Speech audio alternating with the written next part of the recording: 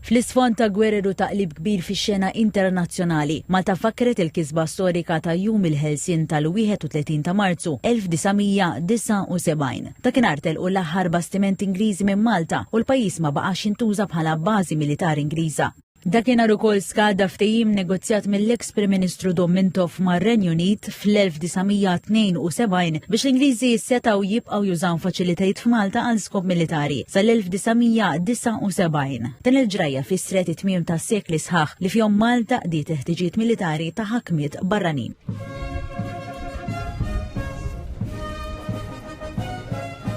Fjum xitwi karatterizzat minn xita u riħ qawwi 47 senilu salpa minn port il-kbir l-HMS London, l-aħħar bastiment tal-Forzi Armati Britanniċi. Bekka l-ewwel darba Malta kisbet il-kontroll sħiħ fuq il-bażijiet militari tagħha li għal snin sħaħ kienu punt strateġiku għall-Imperu Britanniku. Iċ-ċerimonja bdiet marċ mill-banda tal-Forzi Armati ta' Malta minn Pjazza Paolino Vassallo f'Bormla, għadiet minn triq Domintov għal triq San Lawrenz il-Birgu sal-Monument tal-Ħelsien. Hawnhekk il-banda tal-Forzi Armati ta' Malta flimkien mal-Gwardja tal-Onur laqgħu lill-ogħla awtoritajiet tal-pajjiż.